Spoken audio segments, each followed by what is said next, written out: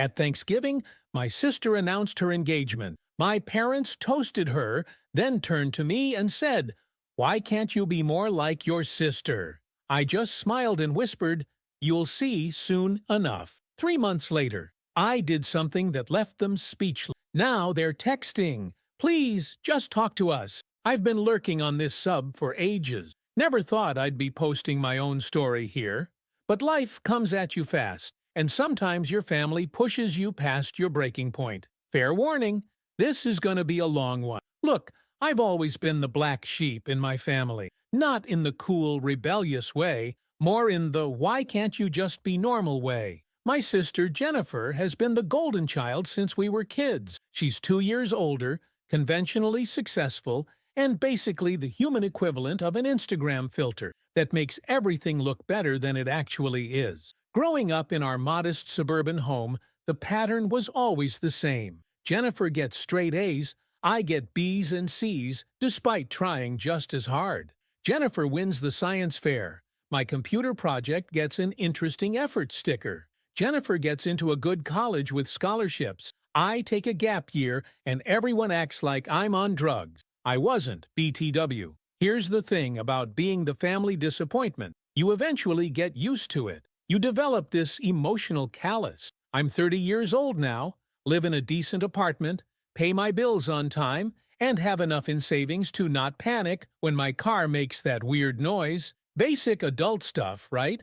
But in my family's eyes, I might as well be living in my parents' basement, surrounded by empty Mountain Dew cans. So anyway, Thanksgiving, Mom insisted everyone come home this year, the whole extended family circus. Aunt Dorothy, who smells like cigarettes and judgment, Uncle Arnold, who still asks if I've found Jesus yet, and Cousin Danielle, who somehow manages to mention her Tesla in every conversation. Jennifer brought her boyfriend Trip, yes, that's his actual name, not making this up, who works in finance and talks about crypto like it's his religion. The table looked like something out of a Walmart holiday catalog that forced perfection with the good plates nobody ever uses. Mom had been cooking for 3 days straight, and Dad was on his best behavior, which meant he only checked the football score 8 times during dinner instead of constantly. Everyone was halfway through their second helping when Jennifer clinked her glass with a spoon. The room went quiet as she stood up,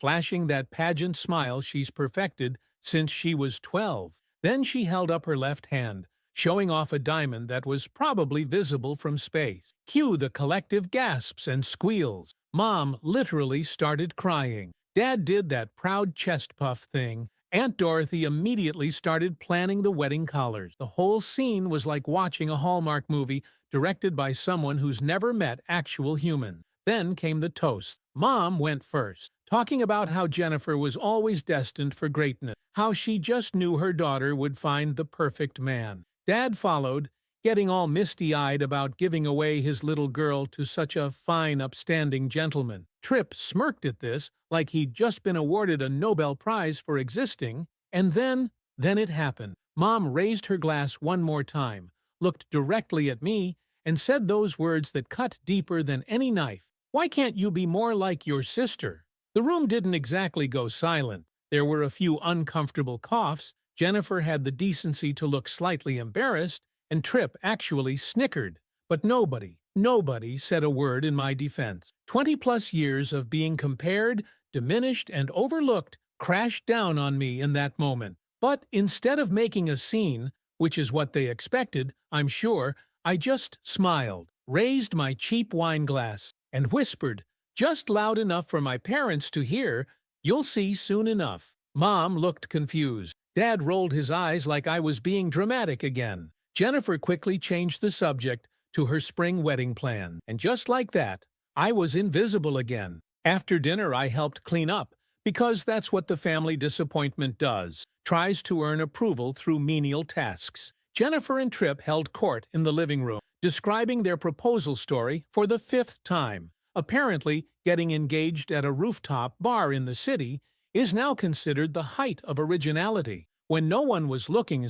I slipped out to the back porch. The November air hit my face like a wake-up call. I scrolled through my phone, seeing all the happy fake Thanksgiving posts on Instagram. Everyone pretending their families aren't actually dysfunctional messes. That's when I got a notification from an old college buddy. A link to an article about how some dude turned his side project into a seven-figure buyout. And something clicked. All these years I'd been sitting on this idea, something I knew could work, something I'd been tinkering with between Netflix binges and trying to convince myself I wasn't a complete failure, but I'd never pursued it because, well, when your entire family treats you like you're allergic to success, you start to believe it. I went back inside just as everyone was saying their goodbyes. Mom hugged Jennifer like she was sending her off to war instead of back to her downtown apartment. Dad slipped Trip his favorite whiskey for the road. Never once has he given me anything for the road.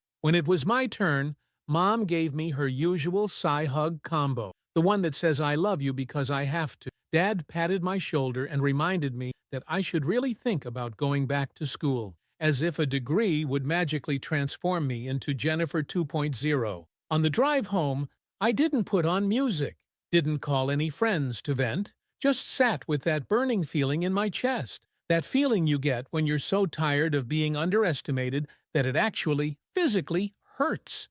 By the time I got back to my apartment, I had already made up my mind. Opened my laptop, ignored the 3 new episodes of that show everyone's talking about on Reddit, and started working. Not for them, not to prove anything to Jennifer or Trip or anyone else, for me. Because fuck being the family disappointment anymore. The next morning I called in sick, spent the whole day researching, planning, making lists, ordered takeout, and didn't even feel guilty about the delivery fee. By midnight, I had a roadmap, a plan so detailed that my usual ADHD brain was actually impressed with itself. That was 3 months ago. My parents called twice during Christmas. Once to tell me Jennifer set a date for the wedding, June, because of course she wants to be a June bride. Once to ask if I was coming to New Year's. I wasn't. Both times they managed to mention Jennifer's promotion at work, and how Trip's parents were helping them with a down payment on a house. I just listened, said the minimum required words to not seem like a complete asshole, and got back to work. Every night, every weekend, every spare moment. And now, well, let's just say that whispered promise at Thanksgiving wasn't just drunk bravado. Tomorrow is the day everything changes. The day I finally step out of Jennifer's shadow. The day my parents realize they've been backing the wrong horse all along. Sometimes the best revenge isn't making a scene. It's making them realize what they've been missing all along. And trust me, they're definitely going to see soon enough. Update. First off, holy crap, you guys. Wasn't expecting my last post to blow up like that. RIP my inbox. The DMs saying I should cut my family off completely were intense. Thanks for the awards and everything. But maybe dial back the burn their house down suggestions? Just a thought.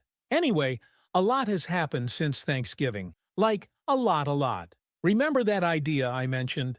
The one I'd been sitting on while watching my sister Jennifer bask in the glow of familial worship? Well, buckle up, because this ride got wild fast. Look, the first few weeks were brutal. I'd come home from my regular 9 to 5, microwave whatever sad frozen meal was on sale at the grocery store that week, and then work until my eyes felt like they were being stabbed with tiny digital needles. My apartment started looking like a scene from one of those bachelor living memes. Empty energy drink cans, takeout containers, forming their own mini-civilization, and a sad little Christmas tree I never even bothered to decorate. My social life? Basically non-existent. Friends stopped texting after I bailed on plans for the 3rd time. Dating apps gathered digital dust on my phone. Even my cat started giving me the cold shoulder. Though TBF, she's always been kind of an AH. The turning point came when I reached out to Curtis, my old roommate from college. We hadn't really talked much since graduation, just the occasional meme exchange and obligatory birthday message. But he was always the smart one, the guy who could see angles nobody else could. When I showed him what I was working on, I expected the usual polite nod people give when they think your idea is trash but don't want to hurt your feelings. Instead, he stared at my laptop screen for a solid 5 minutes. occasionally muttering "dude" under his breath. Then he looked at me like he was seeing me for the first time. By the end of that night, fueled by cheap beer and expensive dreams, we had a plan. Not just the half-baked scheme I'd been nursing, but an actual roadmap with milestones and everything. Curtis even offered to put skin in the game, his savings from 3 years of living with his parents post-college. Side note, never underestimate the financial power of not paying rent in your 20s. Things moved fast after that.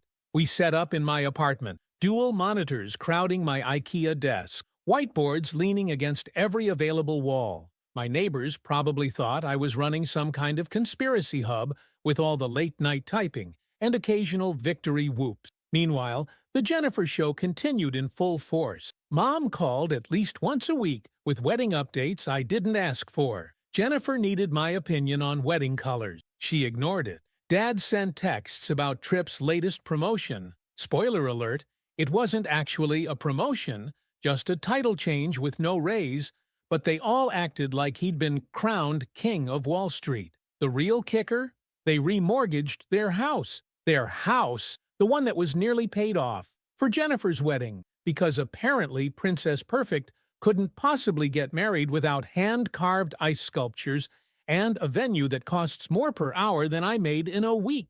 I found this out during one of Mom's info dump calls. She mentioned it so casually, like remortgaging your biggest asset for your daughter's one-day party was totally normal behavior. When I suggested maybe that wasn't the wisest financial move, she hit me with the classic, "Well, when you get married someday, we'll do the same for you." As if that was supposed to make me feel better about their impending financial doom. Here's a thought. Maybe just don't go into debt for a party? Crazy concept, I know.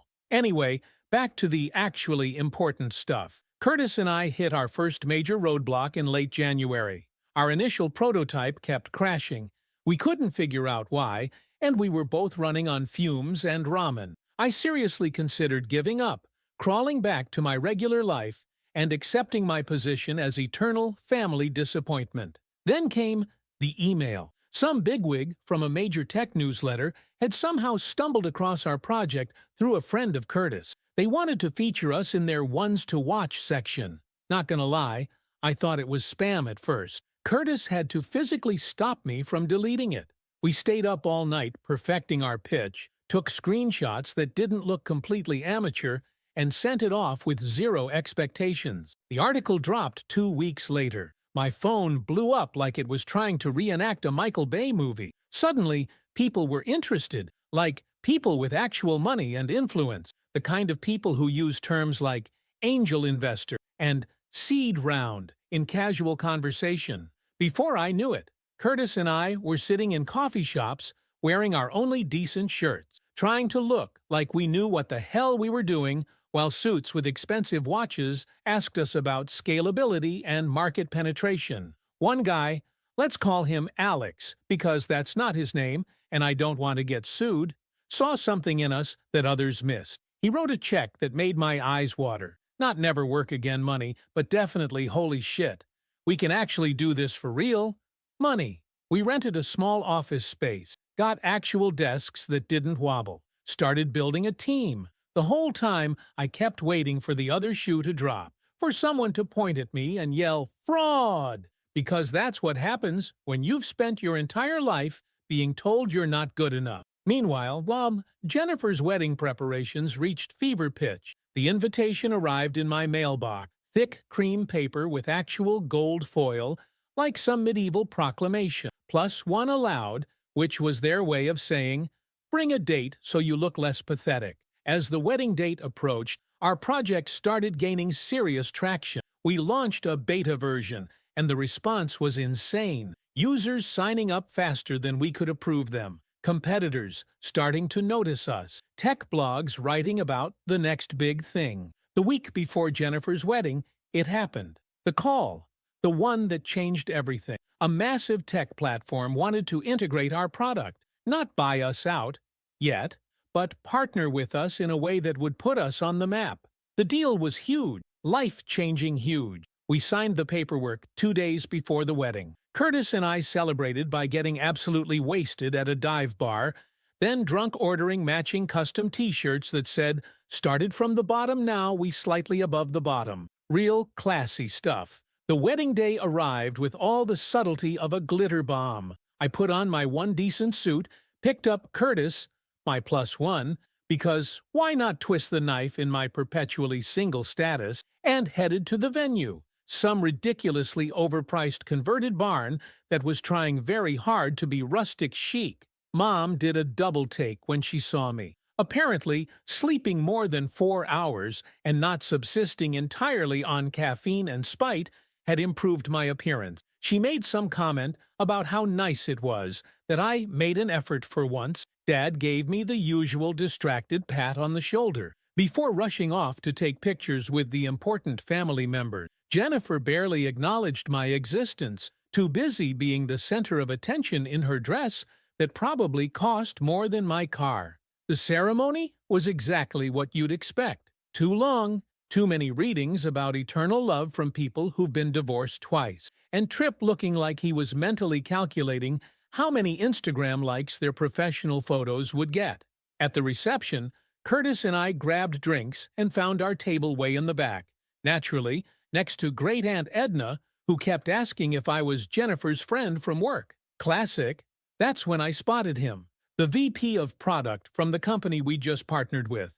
Apparently, he was Tripp's second cousin, or something equally ridiculous. The universe has a sick sense of humor sometimes. The VP recognized me immediately, came over, all smiles and handshake, started talking about how excited everyone at the company was about our partnership, how the CEO had personally mentioned our product in their all-hands meeting. The volume of his voice, that particular loud, slightly buzzed executive tone, caught people's attention. Heads turned, conversations paused, and suddenly I was visible. Mom appeared at my elbow like she'd teleported. Dad materialized seconds later. Jennifer and Tripp weren't far behind. The VP, bless his clueless heart, just kept going, talking about user numbers and growth projections and potential valuation. The look on their faces. God, I wish I could have taken a picture and framed it. Mom's frozen smile. Dad's confusion slowly morphing into realization.